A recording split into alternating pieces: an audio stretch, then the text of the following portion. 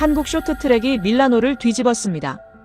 2026년 2월 21일 새벽, 이탈리아 팬 수천 명이 지켜보는 빙판에서 태극마크가 금메달과 은메달을 동시에 가져갔습니다.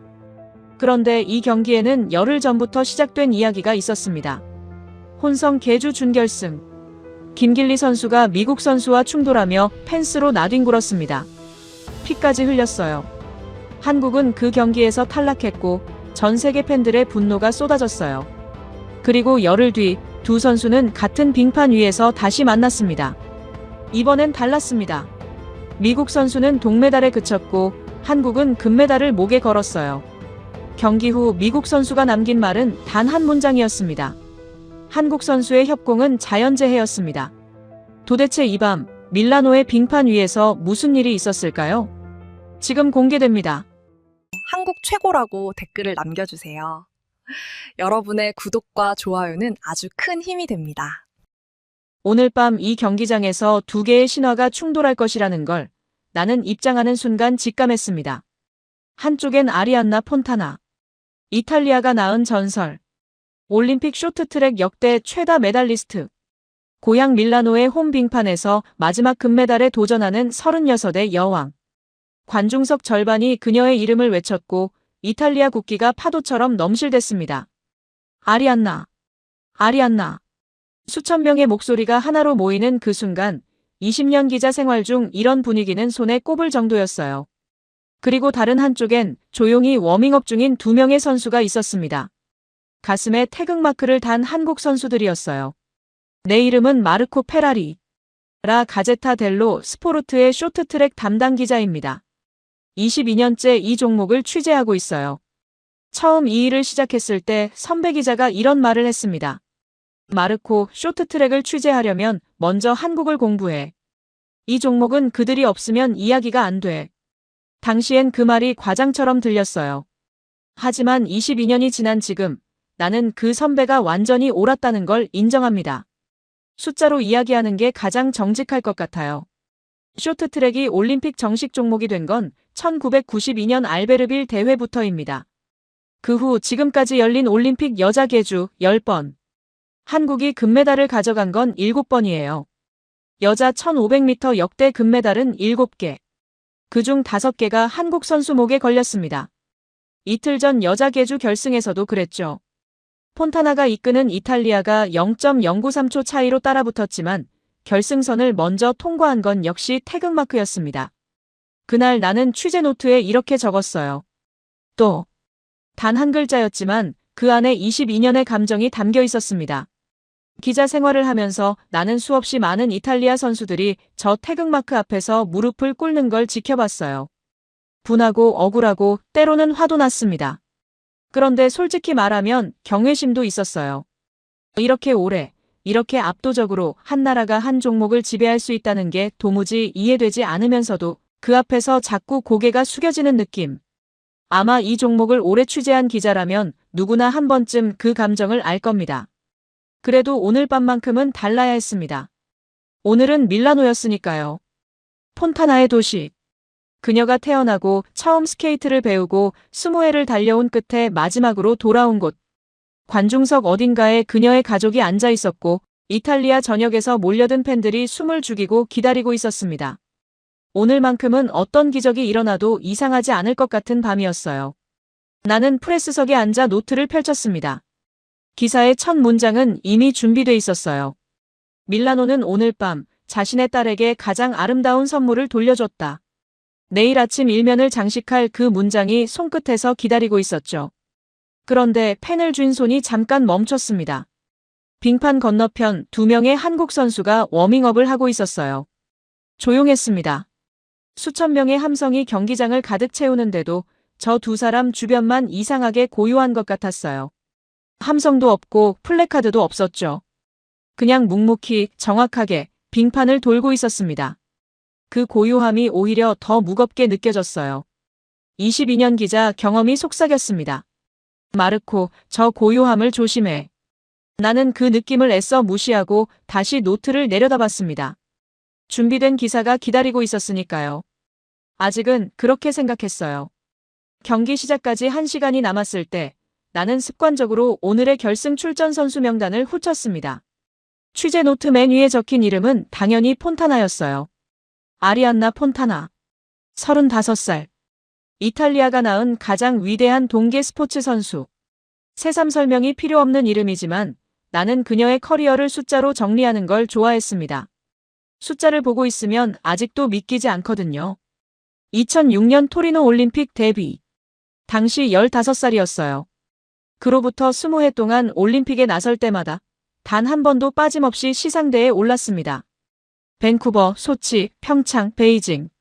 대회마다 메달을 쌓아 올렸고 이번 대회에서도 혼성 계주 금메달 500m, 은메달 3000m 계주 은메달을 잇따라 따내며 통산 14개를 채웠어요. 쇼트트랙 역대 최다 기록. 아니, 이탈리아 올림픽 전체 역사를 통틀어 단일 선수 최다 메달 기록이기도 했습니다. 그런 그녀가 오늘 1500m 결승에 서 있었어요. 홈 빙판에서의 또 하나의 도전.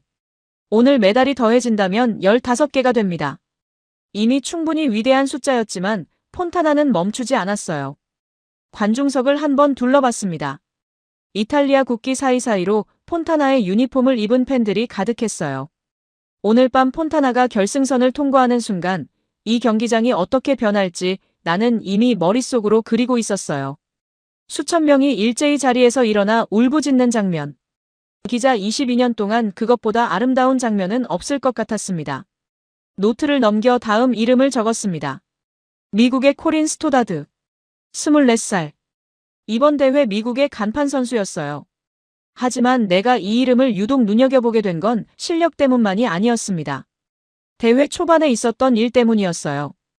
혼성 계주 준결승. 레이스 막바지에 선두를 달리던 스토다드가 코너를 돌다 균형을 잃고 넘어졌습니다. 문제는 그 뒤였어요. 아웃코스에서 맹렬히 치고 올라오던 한국의 김길리가 피할 새도 없이 그대로 스토다드와 충돌했죠. 두 선수가 뒤엉켜 펜스 쪽으로 미끄러지는 장면은 경기장 전체를 순간 얼어붙게 만들었습니다. 김길리의 부상 우려까지 나왔어요. 한국은 그 사고로 결승 진출에 실패했고 코치진이 항의했지만 받아들여지지 않았습니다. 그날 밤 스토다드의 SNS에는 한국어와 영어로 된 항해 댓글이 쏟아졌어요. 스토다드는 결국 댓글창을 닫아버렸죠. 그런데 오늘 밤 그 스토다드와 김길리가 다시 같은 결승선에 서게 된 거예요. 스포츠가 만들어내는 인연이라는 게 참 묘하다는 생각이 들었습니다. 이제 두 명의 한국 선수 이름을 적을 차례였어요. 최민정. 27살. 취재 노트에 이름 세 글자를 적고 나서 나는 잠깐 펜을 멈췄습니다. 이 선수에 대해 쓰기 시작하면 노트 한 권으로도 모자랄 것 같아서였어요. 2018년 평창 올림픽 여자 1500m 금메달. 2022년 베이징 올림픽 여자 1500m 금메달. 2연패. 이번 대회에서 3연패에 도전하고 있었습니다. 쇼트트랙 역사상 단일 종목 올림픽 3연패는 남녀를 통틀어 아무도 이루지 못한 기록이었어요.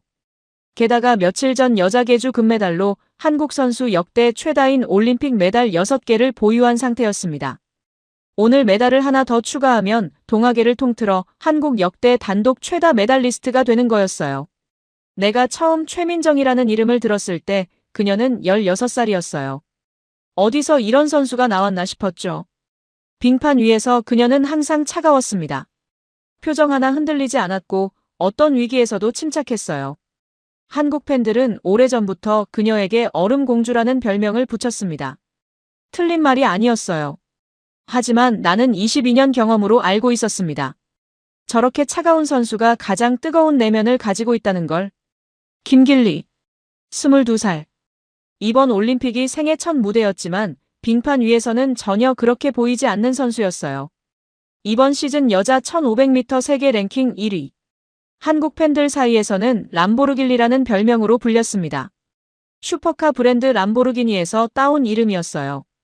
누구도 쉽게 따라잡을 수 없는 폭발적인 스피드 때문에 붙은 별명이었죠. 이미 이번 대회에서 1000m 동메달과 여자 계주 금메달을 목에 걸었어요. 그리고 대회 초반 스토다드와의 충돌로 펜스에 나뒹굴었던 바로 그 선수이기도 했습니다. 명단을 다 훑고 나서 나는 잠시 노트를 덮었어요. 냉정하게 생각해봤습니다. 폰타나는 위대했어요.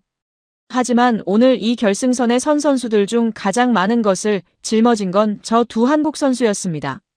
역사, 기록 3연패, 최다 메달, 세대 교체, 그리고 복수. 빙판 위에 올라서기도 전에 이미 그 모든 것이 그들의 어깨 위에 쌓여 있었어요. 겉으로는 조용해 보였지만 그 안에 얼마나 많은 것이 담겨 있는지 나는 알고 있었습니다. 그 생각이 머릿속을 맴돌다 사라졌습니다. 오늘 밤 내 기사의 주인공은 폰타나라고 나는 다시 한번 스스로에게 말했습니다. 노트를 다시 펼치고 첫 문장을 다듬기 시작했어요. 빙판 위에서 워밍업 소리가 점점 커지고 있었습니다. 경기 시작을 알리는 신호음이 울렸습니다. 7명의 선수가 출발선에 섰어요. 관중석은 순식간에 하나의 거대한 함성으로 변했습니다. 폰타나의 이름을 외치는 소리, 손뼉 소리, 발을 구르는 소리. 22년 동안 수백 개의 경기장을 취재했지만 홈팬들의 응원이 만들어내는 에너지는 언제 봐도 압도적이었어요. 오늘은 그 에너지가 유독 짙게 느껴졌습니다. 빙판 위의 냉기와 관중석의 열기가 뒤섞이면서 경기장 전체가 하나의 살아있는 생물처럼 숨을 쉬는 것 같았어요. 출발 총성이 울렸습니다. 나는 순간 눈을 의심했어요. 선수들이 달리지 않았습니다. 아니, 정확히는 달렸지만 전혀 달리는 것처럼 보이지 않았어요. 마치 동네 공원을 산책하듯 여유롭게 빙판을 미끄러져 나갔습니다. 첫 번째 바퀴, 두 번째 바퀴, 세 번째 바퀴. 관중석에서 어리둥절한 웅성거림이 퍼졌어요. 처음 쇼트트랙을 보는 관중이라면 경기가 시작된 건지 워밍업을 하는 건지 구분하기 힘들었을 겁니다. 하지만 나는 알고 있었어요.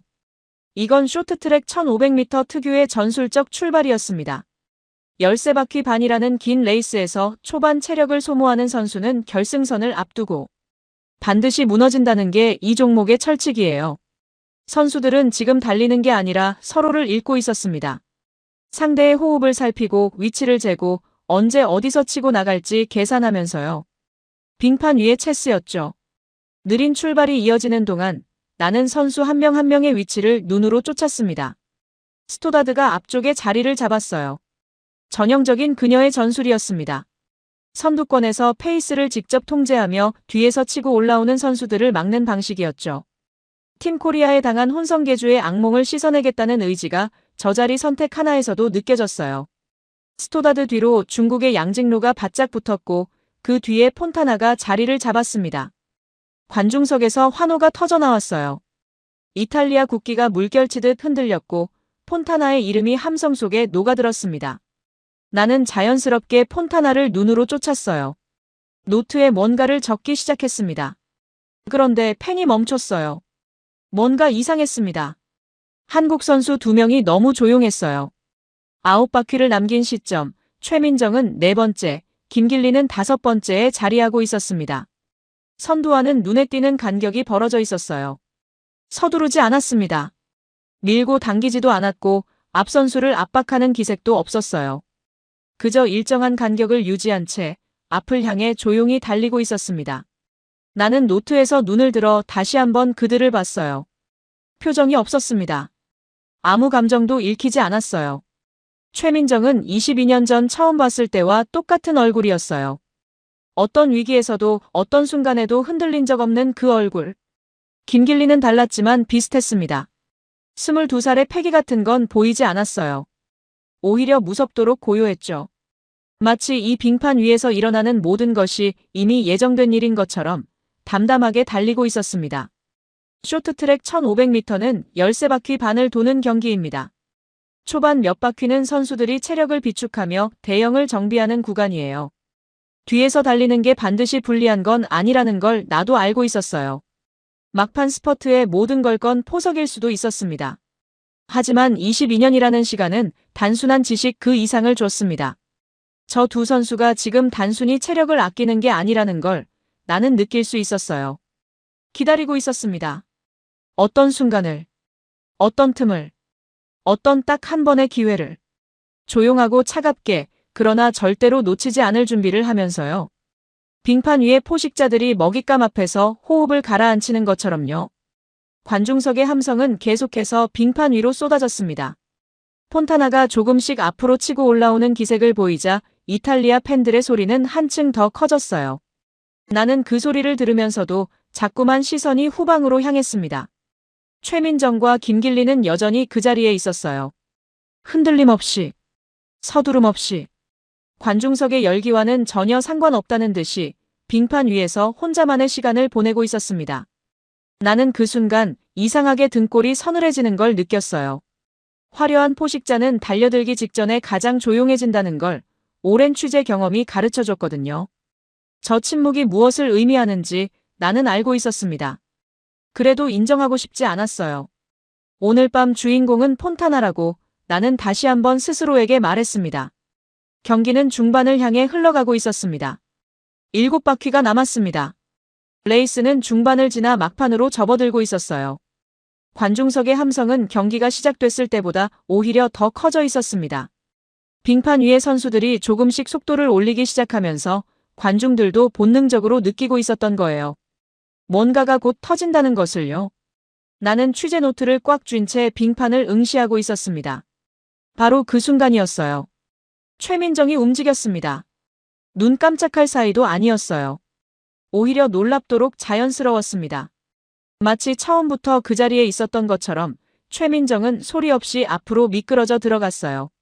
밀거나 치지 않았습니다. 충돌도 없었어요.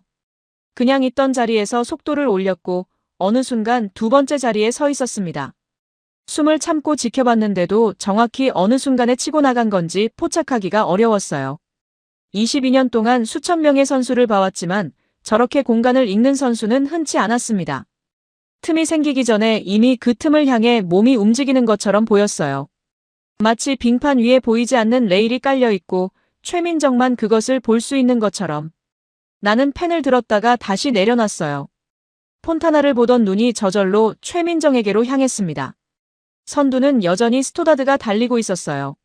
스토다드는 리드를 내줄 생각이 없다는 듯 페이스를 한층 끌어올렸습니다. 코너를 돌 때마다 날카롭게 안쪽을 파고들며 간격을 유지했어요. 온몸으로 레인을 막으면서 뒤에서 오는 선수들에게 공간을 허락하지 않았습니다. 혼성계주에서 겪은 일을 되새기고 있는 건지 아니면 단순히 최선을 다하는 건지 알 수 없었어요. 하지만 저 자세, 저 집중력, 저 눈빛만큼은 분명했습니다. 오늘 이 빙판에서 쉽게 내줄 생각이 없다는 것이요. 나는 잠시 스토다드를 바라보다가 다시 한번 전체 대형을 눈으로 훑었습니다. 그리고 김길리를 찾았어요. 스토다드와 최민정이 앞쪽에서 팽팽하게 맞서는 동안 김길리는 여전히 뒤쪽에서 달리고 있었습니다. 서두르지 않았어요. 앞에서 벌어지는 긴장을 관찰하듯 일정한 간격을 유지하면서 묵묵히 따라가고 있었죠. 22살의 패기 같은 건 보이지 않았어요. 오히려 무섭도록 절제된 모습이었습니다. 누군가 불안해서 자리를 지키는 게 아니라 아직 때가 아니기 때문에 기다리는 것처럼 보였어요. 4바퀴가 남은 시점이었습니다. 김길리가 세 번째 자리로 조용히 올라섰어요. 최민정이 2위로 올라선 지 불과 몇 초 뒤였습니다. 그 짧은 시간 안에 두 선수가 마치 약속이라도 한 것처럼 앞쪽으로 나란히 올라서 있었어요. 우연처럼 보였지만 우연이 아니라는 걸 나는 느꼈습니다. 오랫동안 같은 빙판에서 훈련하고 같은 경기를 뛰어온 선수들이 만들어내는 호흡이었어요. 말하지 않아도 서로의 움직임을 읽고 있는 것이었죠. 코치의 지시가 아니라 빙판 위에서 몸으로 나누는 대화였습니다. 이제 대형이 완성됐어요. 스토다드, 최민정, 김길리. 세 선수가 나란히 앞쪽에 자리했습니다. 나는 그 대형을 보면서 본능적으로 뒤를 돌아봤어요. 폰타나를 찾아야 했습니다. 시선을 뒤쪽으로 돌렸더니 폰타나는 4번째 자리에 있었어요.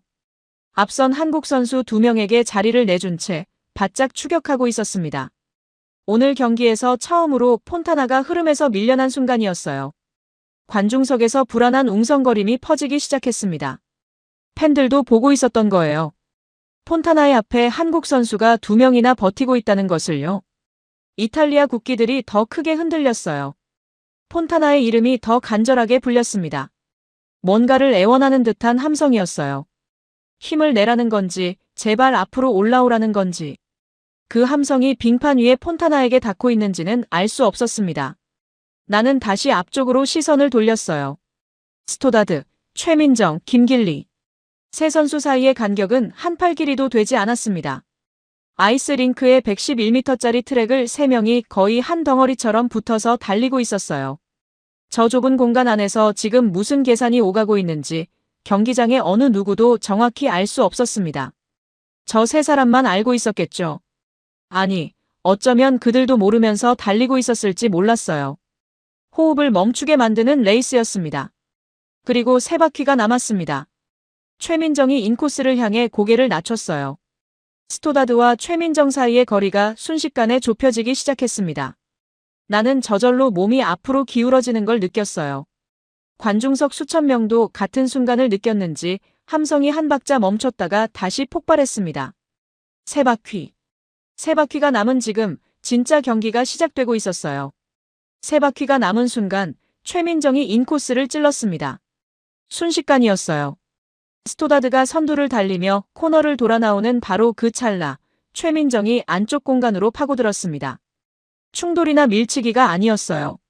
스토다드의 주행 라인과 최민정의 주행 라인이 교차하는 딱 그 순간 최민정은 이미 앞에 나가 있었습니다.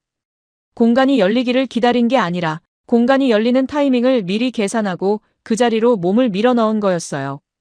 나는 그 장면을 눈으로 보고도 몇 초 동안 무슨 일이 일어난 건지 파악하지 못했습니다. 그만큼 빨랐어요. 최민정이 선두였습니다. 오랫동안 이 레이스를 지배해온 스토다드를 단번에 제쳤고 그 자리에 서 있었어요. 관중석이 잠시 얼어붙었습니다. 이탈리아 팬들이 보고 싶었던 장면이 아니었으니까요. 그러나 그 침묵은 오래가지 않았어요. 스포츠를 오래 본 사람들은 알거든요. 저런 추월이 나왔을 때 박수를 보내지 않을 수 없다는 걸. 경기장 곳곳에서 탄성이 터져나오기 시작했습니다. 나는 노트를 완전히 덮었어요. 이건 더 이상 기록하면서 볼 수 있는 경기가 아니었습니다. 최민정이 선두로 나선 채 2바퀴를 남겨두고 있었어요. 스토다드는 밀려난 자리에서 바로 반격을 시작했습니다. 포기한 표정이 아니었어요. 오히려 더 이를 악문 것처럼 보였죠. 이대로 끝내지 않겠다는 듯 최민정의 뒤를 바짝 물었습니다. 두 선수의 간격이 좁혀졌다 벌어졌다를 반복하는 동안 경기장의 공기가 팽팽하게 당겨지는 것 같았어요. 그때 나는 외곽에서 무언가가 움직이는 걸 봤습니다. 김길리였어요. 2바퀴가 남은 시점이었습니다. 최민정과 스토다드가 선두 자리를 놓고 맞붙은 바로 그 순간 김길리가 아웃코스로 빠져나오고 있었어요. 아무도 예상하지 못한 방향이었습니다. 최민정이 인코스를 잠근 채 앞을 달리고 있으니 남은 선택지는 아웃코스뿐이었어요. 그러나 아웃코스는 더 길고 더 많은 에너지가 필요한 길이었습니다. 보통의 선수라면 그 판단을 쉽게 내리지 못했을 거예요. 하지만 김길리는 달랐습니다. 아웃코스로 빠져나온 순간부터 속도가 달라졌어요. 람보르길리라는 별명이 왜 붙었는지 나는 그 순간 완전히 이해했습니다. 직선 구간에서의 폭발적인 가속. 코너를 벗어나 직선으로 나오는 그 찰나, 김길리의 스케이트가 빙판을 박찰 때마다 몸이 앞으로 솟구치는 것처럼 느껴졌어요. 안쪽에서는 최민정이, 바깥쪽에서는 김길리가. 두 사람이 동시에 스토다드를 압박하고 있었습니다. 인코스와 아웃코스를 동시에 막는 협공이었어요. 스토다드의 입장에서는 물리적으로 막을 방법이 없었습니다. 안쪽은 최민정이 버티고 있었고 바깥쪽은 김길리가 파고들고 있었으니까요.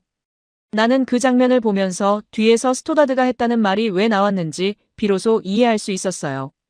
훈련이나 전술로 만들어지는 게 아니라 빙판 위에서 두 선수가 몸으로 만들어낸 순간이었습니다. 그리고 결승선까지 2바퀴를 남겨두고 김길리가 최민정 앞으로 나섰습니다. 순간 경기장 전체가 흔들리는 것 같았어요. 한국 대 한국이었습니다. 같은 태극마크를 달고 같은 팀에서 훈련하고 며칠 전 계주 금메달을 함께 목에 걸었던 두 선수가 이제 결승선 하나를 놓고 맞서고 있었어요. 최민정은 선두를 빼앗겼지만 물러서지 않았습니다. 후배에게 내준 자리를 되찾으려는 건지 아니면 후배의 등 뒤에서 끝까지 달리는 선배로 남으려는 건지 그 마음은 알 수 없었어요.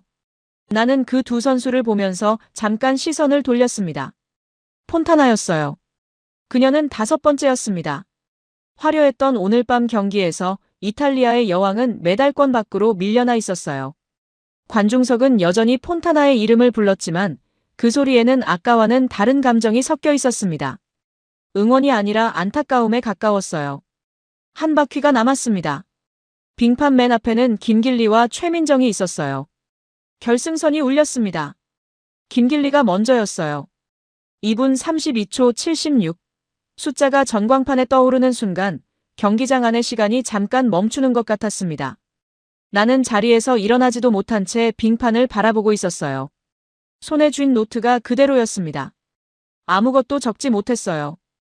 22년 동안 이 일을 해왔는데 방금 내가 무엇을 봤는지 정리가 되지 않았습니다. 머릿속이 텅 빈 것 같았어요. 그냥 멍하니 빙판을 바라보고 있었습니다. 김길리는 결승선을 통과하자마자 두 팔을 번쩍 들었어요. 그리고 곧장 최민정에게로 달려갔습니다. 스케이트를 신고 달리는 속도인데도 어쩐지 너무 빨리 닿은 것 같았어요. 최민정이 두 팔을 벌렸습니다. 그 품 안으로 김길리가 뛰어들었어요. 두 선수가 서로를 끌어안은 채 빙판 위에서 흔들렸습니다. 조금 전까지 결승선 하나를 놓고 맞붙었던 두 사람이었어요. 안쪽과 바깥쪽 서로를 밀어내며 0.1초를 다퉜던 두 사람이 이제 서로의 등을 두드리며 울고 있었습니다. 최민정의 어깨가 떨렸어요. 나는 그 장면을 멀리서 바라보다가 저도 모르게 자리에서 반쯤 일어섰습니다. 얼음공주라는 별명으로 불리던 선수였어요. 10년 동안 빙판 위에서 단 한 번도 무너지지 않았던 선수. 어떤 압박 앞에서도 표정 하나 흔들리지 않았던 선수. 그 선수가 후배의 품에 안겨 어깨를 들썩이고 있었습니다. 나는 그 장면이 무엇을 의미하는지 정확히 알 수 없었어요. 기쁨인지 안도인지 아니면 오랫동안 혼자 짊어져온 무언가를 내려놓는 순간인지. 그냥 오래 바라봤습니다. 노트를 펼칠 생각이 들지 않았어요. 관중석은 묘한 분위기였습니다. 박수가 나왔어요. 그런데 그 박수 소리가 이상했습니다. 크지도 작지도 않은 소리였어요. 폰타나의 이름이 함성으로 터져나오던 그 소리와는 완전히 달랐습니다. 경기장 곳곳에서 이탈리아 팬들이 무거운 얼굴로 천천히 손뼉을 치고 있었어요. 어떤 사람은 박수를 치면서도 고개를 떨구고 있었습니다. 어떤 사람은 멍하니 빙판을 바라봤어요. 국기를 접는 손이 보였습니다. 나는 22년 동안 그런 박수를 수없이 들었어요. 위대한 경기에 대한 인정. 그러나 원했던 결말이 아니라는 아쉬움. 그 두 가지가 한꺼번에 실린 박수. 스포츠 경기장에서 가장 복잡한 감정이 담긴 소리가 바로 저런 박수였습니다. 어떤 의미에서는 환호보다 더 솔직한 소리이기도 했어요. 이기고 싶었지만 저 경기가 아름다웠다는 것을 부정할 수 없다는 고백이었으니까요. 나는 자리에서 일어나 취재구역으로 내려갔습니다. 경기 직후 인터뷰. 선수들이 흥분과 피로가 채 가시지 않은 상태에서 내뱉는 말들이 때로는 경기 자체보다 더 많은 이야기를 담고 있었어요. 지금 이 순간 저 빙판 위에 있었던 선수들의 목소리를 직접 들어야 했습니다. 가장 먼저 스토다드를 만났어요. 숨이 아직 가빠 있었습니다. 이마에 땀이 맺혀 있었고 눈은 충혈돼 있었어요. 볼이 발갛게 달아올라 있었습니다. 동메달. 미국 여자 쇼트트랙이 16년 만에 올림픽 시상대에 올라선 순간이었어요. 기뻐해야 할 결과였습니다. 그러나 스토다드의 얼굴에는 기쁨과 아쉬움이 동시에 담겨 있었어요. 더 높은 자리를 노렸던 선수의 눈빛이었습니다. 그러면서도 그 눈빛 어딘가에 무언가를 소화해내는 중인 사람의 표정이 있었어요. 방금 자신이 겪은 일을 스스로 납득시키려는 것처럼. 나는 마이크를 내밀었습니다. 결승 레이스에 대해 어떻게 생각하느냐고 물었어요. 스토다드는 잠깐 숨을 고르더니 이렇게 말했습니다. 자연재해 같았다고요. 나는 펜을 멈췄어요. 스토다드가 말을 이었습니다. 최민정이 안쪽을 막는 순간 바깥쪽에서 김길리가 치고 들어왔다고요. 안을 막으면 밖이 열리고 밖을 막으면 안이 열리는 상황이었다고 했습니다. 두 방향을 동시에 막는 건 한 사람의 몸으로는 물리적으로 불가능하다고 했어요. 어떤 판단을 내리는 0.1초 사이에 이미 두 선수는 앞으로 나가 있었다고 했습니다. 그냥 자연재해였다고 스토다드는 짧게 덧붙였어요. 담담한 목소리였습니다. 변명도 항의도 아니었어요. 그냥 있는 그대로를 말하는 사람의 목소리였습니다. 나는 그 말을 노트에 받아 적다가 손이 멈췄어요. 자연재해. 기자 생활 22년 동안 수많은 선수들의 패배 인터뷰를 들어왔습니다. 심판 탓을 하는 선수도 있었고 컨디션을 이야기하는 선수도 있었어요. 운이 나빴다고 말하는 선수도 있었습니다. 그러나 상대를 자연재해라고 부르는 선수는 처음이었어요. 그 말 안에는 여러 가지가 담겨 있었습니다. 인정이었어요. 자신이 진 게 아니라 이길 수 없는 힘을 만난 것이라는 인정이었습니다. 그리고 그것은 동시에 자신의 패배를 부끄러워할 필요가 없다는 선언이기도 했어요. 그러면서 나는 생각했습니다. 열흘 전에 그 경기가 머릿속을 스쳤어요. 혼성 계주 준결승. 코너를 돌다 스토다드가 넘어졌고 그 여파에 김길리가 휩쓸렸습니다. 두 선수가 뒤엉켜 펜스로 미끄러졌어요. 한국은 그 경기에서 결승 진출을 놓쳤고 스토다드의 SNS에는 밤새 항해 댓글이 쏟아졌습니다. 스토다드는 댓글창을 닫아야 했어요. 빙판 위의 사고 하나가 두 선수 사이에 묘한 악연을 만들었던 거였습니다. 그런데 열흘 뒤 같은 빙판 위에서 두 선수는 다시 만났어요. 이번에는 김길리가 스토다드를 앞질렀습니다. 그리고 스토다드는 그것을 자연재해라고 불렀어요. 나는 노트를 덮고 잠시 그 자리에 서 있었습니다. 스포츠가 만들어내는 이야기는 때로 어떤 소설보다 더 정교하고 어떤 드라마보다 더 잔인하고 아름답다는 걸 오늘 밤 다시 느꼈어요. 누가 이런 장면을 써낼 수 있었겠습니까? 열흘 전의 충돌이 오늘 밤의 결말을 만들어낸 것처럼 모든 것이 처음부터 이어져 있었던 것처럼 취재 구역을 걷는 동안 나는 자꾸 빙판 쪽을 돌아봤습니다. 한국 선수 2명이 아직 거기 있었어요. 서로를 끌어안은 채 그 차가운 빙판 위에서 오래오래 울고 있었습니다. 이탈리아 팬들의 박수 소리가 아직 경기장 안을 맴돌고 있었어요. 오늘 밤 기사의 첫 문장을 구상했습니다. 폰타나로 시작하는 문장이 아니었어요. 그 생각조차 이제 자연스러웠습니다. 시상대가 빙판 위에 놓였습니다. 경기장 직원들이 시상대를 세팅하는 동안 나는 기자석으로 돌아와 노트를 펼쳤어요. 손이 잘 움직이지 않았습니다. 오늘 밤 쓸 기사의 첫 문장을 아직 정하지 못했어요. 머릿속에서 여러 문장이 떠올랐다가 사라지기를 반복하고 있었습니다. 22년 동안 이 일을 해오면서 첫 문장을 이렇게 오래 고민한 적이 있었나 싶었어요. 시상대에 세 선수가 올라섰습니다. 가운데 자리에는 김길리가 섰어요. 22살. 생애 첫 올림픽 무대에서 금메달 2개와 동메달 하나를 목에 건 선수. 시상대 위에 올라선 그녀는 경기 중과는 전혀 다른 얼굴이었습니다. 빙판 위에서 그토록 차갑고 무서웠던 선수가 이제 두 손으로 얼굴을 감싸며 어깨를 들썩이고 있었어요.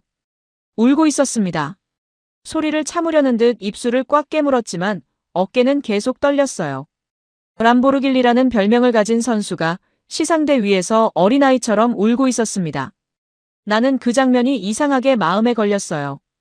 저 눈물이 단순한 기쁨만은 아닐 것 같다는 생각이 들었습니다. 혼성 계주에서 넘어졌던 날 밤, 댓글창이 닫힌 스토다드의 SNS, 그리고 오늘 밤 이 시상대까지. 열흘이라는 시간이 저 어깨 안에 다 담겨 있는 것 같았어요. 그리고 왼쪽 자리에는 최민정이 서 있었습니다. 나는 그 순간 노트를 덮었어요. 최민정이 울고 있었습니다. 얼음 공주가 울고 있었어요. 10년 동안 이 선수를 취재했습니다. 금메달을 목에 걸어도 부상을 당해도 억울한 실격 판정을 받아도 저 선수의 눈에서 눈물을 본 적이 없었어요. 빙판 위에서 최민정은 항상 차가웠습니다. 어떤 압박 앞에서도 어떤 순간에도 표정 하나 흔들리지 않았어요. 그게 최민정이었고 그게 팬들이 그녀에게 얼음공주라는 별명을 붙인 이유였습니다. 그런데 오늘 밤 그 선수가 시상대 위에서 울고 있었어요. 소리 없이 흐르는 눈물이었습니다. 부닥끄려 하지 않았어요. 그냥 흘리고 있었어요. 고개를 살짝 숙인 채 은메달을 두 손으로 쥐고 빙판 어딘가를 바라보면서 그 눈물이 무엇 때문인지 옆에서 볼 수 없었습니다. 3연패를 노렸지만 후배에게 금메달을 내준 아쉬움인지 아니면 오랫동안 이 자리까지 오기 위해 혼자 견뎌온 모든 것들이 한꺼번에 터져나오는 건지 알 수 없었어요. 시상식이 끝나고 믹스트존에서 최민정을 만났습니다. 나는 질문을 준비하고 있었어요. 3연패 도전이 아쉽지 않느냐고, 후배에게 금메달을 내준 소감이 어떠냐고. 기자로서 당연히 해야 할 질문들이었습니다. 그런데 최민정이 먼저 말을 꺼냈어요. 이번 올림픽이 마지막일 것 같다는 느낌이 들었다고 했습니다. 나는 펜을 든 채 그냥 듣고 있었어요. 최민정이 말을 이었어요. 경기를 준비하면서 내내 그런 생각이 들었다고 했습니다. 마지막이라는 생각이 드니까 후회 없이 달리고 싶었다고요. 결과가 어떻게 되든 오늘 이 빙판 위에서 자신이 할 수 있는 모든 것을 다 쏟아내고 싶었다고 했습니다. 그리고 그렇게 했다고 최민정은 조용히 말했어요. 목소리가 흔들리지 않았습니다. 눈물은 이미 멈춰 있었어요. 다시 최민정이었습니다. 차갑고 단단한 그 선수였어요. 나는 다음 질문을 하려다가 멈췄습니다. 통역사가 옆에서 무언가를 전해줬어요. 경기 전날 밤 최민정의 어머니가 편지를 썼다고 했습니다. 딸에게 직접 전달하지 않고 코치를 통해 경기 당일 아침에 전해줬다고 했어요. 나는 그 편지에 뭐라고 적혀 있었느냐고 물었습니다. 잠시 침묵이 흘렀어요. 그리고 최민정이 말했습니다. 당신은 내 삶의 금메달이라고 적혀 있었다고요. 나는 노트에 받아 적다가 손이 멈췄습니다. 다시 한번 읽었어요. 당신은 내 삶의 금메달. 시상대 위의 메달이 금이든 은이든 상관없다는 뜻이었어요. 내가 살아온 것 자체가 이미 금메달이라는 뜻이었습니다. 어머니가 딸에게 줄 수 있는 가장 큰 선물 같은 말이었어요. 나는 잠시 아무 말도 하지 못했습니다. 취재 구역을 빠져나오면서 핸드폰을 꺼냈어요. 외신 속보들이 쌓여 있었습니다. MBC 스포츠, AP통신, BBC. 헤드라인들이 눈에 들어왔어요. 한국이 여자 1500m를 지배했다. 세대교체의 순간. 밀라노는 한국의 밤이었다. 제각각 다른 언어로, 제각각 다른 표현으로, 그러나 모두 같은 이야기를 하고 있었습니다. 오늘 밤 이 경기장에서 일어난 일을 세상이 알아채기 시작하고 있었어요. 나는 노트를 꺼내 호텔로 걸어가면서 첫 문장을 적었습니다. 폰타나로 시작하는 문장이 아니었어요. 어머니의 편지로 시작하는 문장이었습니다. 호텔방에 돌아온 건 자정이 넘어서였습니다.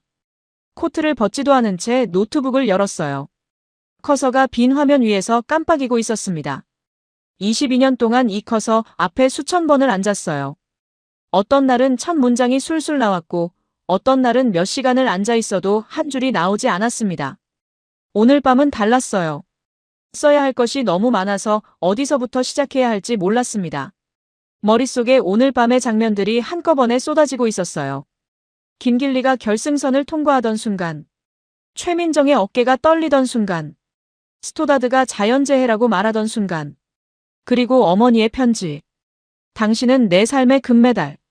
나는 잠시 눈을 감았습니다. 오늘 이 자리에 온 건 폰타나 때문이었어요. 35살의 이탈리아 전설이 홈 빙판에서 마지막 동화를 써내는 장면을 담으러 왔었습니다. 15개의 메달. 이탈리아 역대 최다 올림픽 메달리스트. 그 숫자에 마침표를 찍는 순간을 취재하러 왔었어요. 그 기사를 쓰기 위해 22년치 경험을 가지고 이 자리에 앉아 있었습니다. 그런데 오늘 밤 나는 전혀 다른 이야기를 목격했어요. 노트북 화면을 다시 봤습니다. 천천히 손가락을 움직이기 시작했어요. 쓰다 보니 멈출 수가 없었습니다. 오늘 밤 내가 본 것들을 하나씩 풀어내기 시작했어요. 한국과 쇼트트랙의 이야기부터 시작했습니다. 쇼트트랙 여자 1500m가 올림픽 정식 종목이 된 건 2002년 솔트레이크 시티부터였어요. 그로부터 지금까지 7번의 올림픽이 열렸습니다. 한국은 그 7번 중 5번을 금메달로 가져갔어요. 나머지 2번도 은메달과 동메달로 시상대를 떠난 적이 없었습니다. 단 한 번도 메달을 놓친 적이 없는 종목이었어요. 그것만으로도 이미 설명이 끝나는 지배력이었습니다. 그런데 오늘 밤 한국은 그것으로도 부족했어요. 금메달과 은메달을 동시에 가져갔습니다. 나는 최민정의 커리어를 정리해서 적었어요. 2018년 평창, 2022년 베이징, 그리고 오늘 밤 밀라노. 3번의 올림픽, 3번의 결승선. 금은 3연패는 이루지 못했지만 그 자리에 3번 모두 섰다는 것 자체가 이미 역사였습니다. 쇼트트랙이라는 종목의 특성상 한 대회를 온전히 마치는 것도 쉽지 않아요. 넘어지고 충돌하고 실격당하는 일이 다반사인 종목이었습니다. 그 위험한 빙판 위에서 10년 동안 정상을 지켜온 선수였어요.